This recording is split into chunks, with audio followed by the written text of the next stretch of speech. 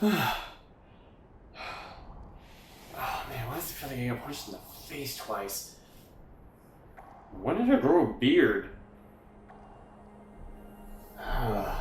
Let's see. Last thing I remember, I just got my consoles back. That would be because your mental health is absolute dog. Well, you're talking, so that checks out, but why am I here? I was just about to play some games, I think. So here's the deal. I needed to get you out of there because, well, you needed it. And you're gonna play this because I say so. Now, I know what you're thinking. How did the Nintendo fanboy learn about this somewhat obscure PlayStation 2 game? Well, growing up, I had a friend that basically had any game you could think of. It was around this time, all I was playing was Final Fantasy VI, Ocarina of Time, and Majora's Mask. Just looking at the box art for it, I thought, Oh man, is that Link? No. well, apparently everyone else thought the same thing.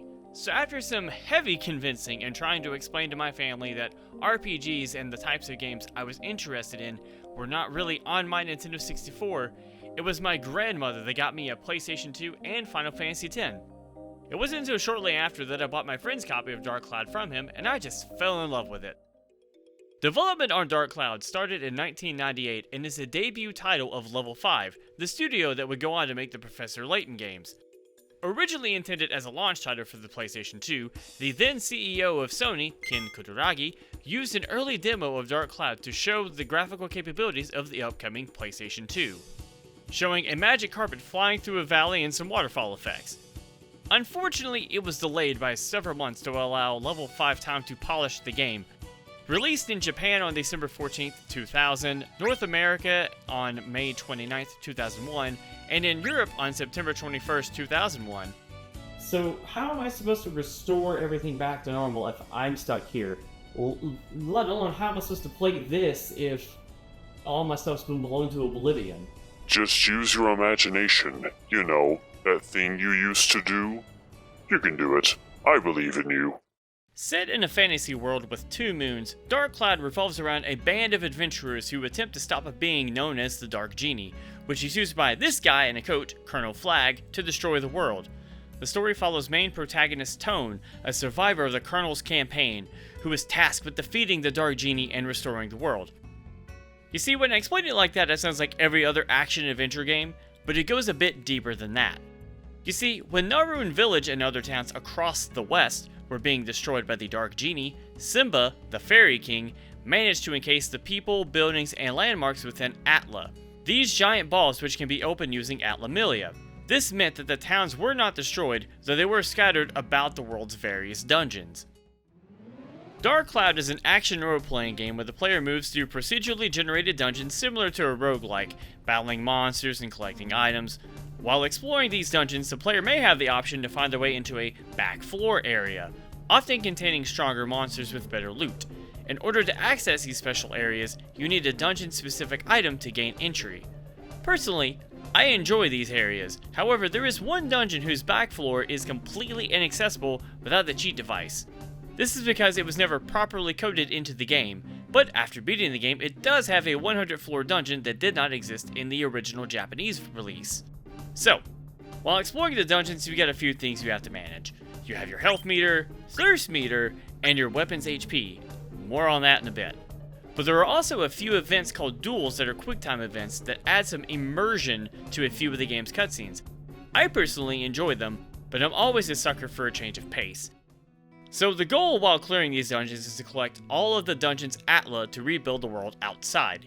Each Atla contains one person, or one object, or one landmark.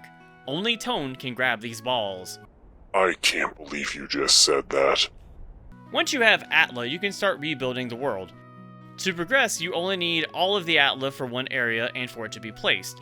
Though for true completion, you'll want to ask them what their wishes are, such as things to make either their lives easier or the village better. It really turns into a whole ordeal.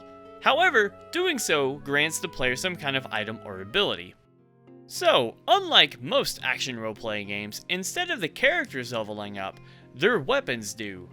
Killing enemies grants whatever weapon the character is using experience. Typical RPG stuff. However, weapons wear down over time, so it is necessary to repair them, otherwise they break. And when a weapon breaks, it's gone forever, except a player's default weapon. If it breaks, it just goes back to its base stats.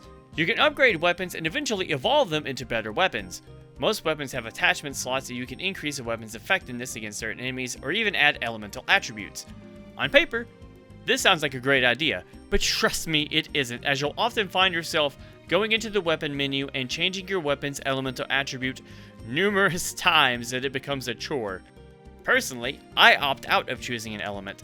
Sure, it may dwindle my stock of repair powders and other resources a bit more than I would like, but it definitely beats going through the menus to constantly change that. What's really unique is once you upgrade a weapon to level 5, you can turn it into a synth sphere and put 60% of that weapon's stats into another weapon, which is important to evolve your weapon.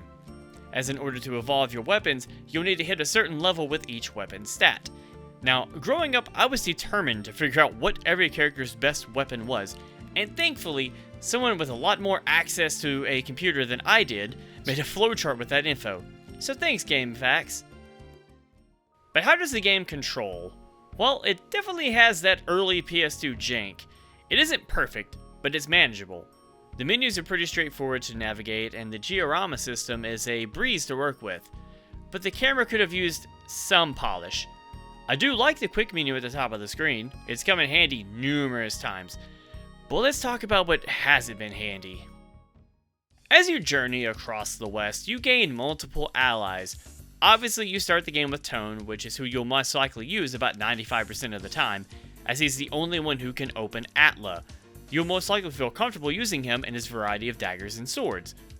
Not too far into your journey, like almost immediately, you'll come across a stray cat named Zhao, who gets turned into a human? This is weird. This is creepy. Please stop. She fights with a slingshot and has the ability to jump over large gaps when making your way through dungeons. Honestly, I only use her when fighting bats or things that the camera just isn't in my favor. Which reminds me, you can switch party members virtually at any time, as long as the dungeon floor you're on isn't cursed. After a while, you meet Goro, the sole survivor of his village. He uses axes, hammers, and other heavy weapons like this giant tuna. He's okay.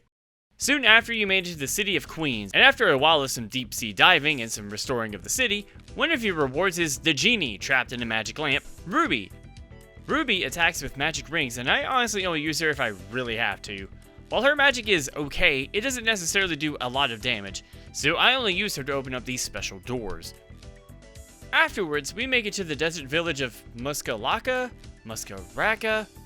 It's unclear due to some mistranslations.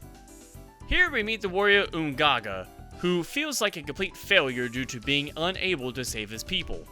He primarily uses fighting staves or spears. I don't use him much. While he does have reach, his overall attack speed is too slow for my liking. Then, after a trip to the moon, we meet Osmond, who is armed with guns and lasers and flies around with a helipack on his back. Honestly, probably my favorite character of the supporting cast. He virtually makes Zhao unnecessary for the rest of the game, as he can just fly over the chasms she would normally jump over, and can attack significantly faster than her slingshot. Excuse me? Like you wouldn't want to lay around all day. The game would eventually go on to sell over 1 million copies worldwide by 2014. It would be re-released for the PlayStation 4 through the PSN in December of 2015. Unfortunately, it didn't fix the translation issue that removed the flapping duster in one of the game's dungeons to access the back floor. Now, is Dark Cloud a perfect game? No, far from it. But it is a solid game if you can look past its flaws. I can look past all of that just by listening to this game's soundtrack over and over, which I didn't even talk about. This soundtrack is a banger. But if you haven't had the chance to play Dark Cloud, I highly recommend picking it up and giving it a try. Well, is that good enough? It'll work for now, but there are many other things that await you on your journey. Wait, what does that mean? I just want to play games!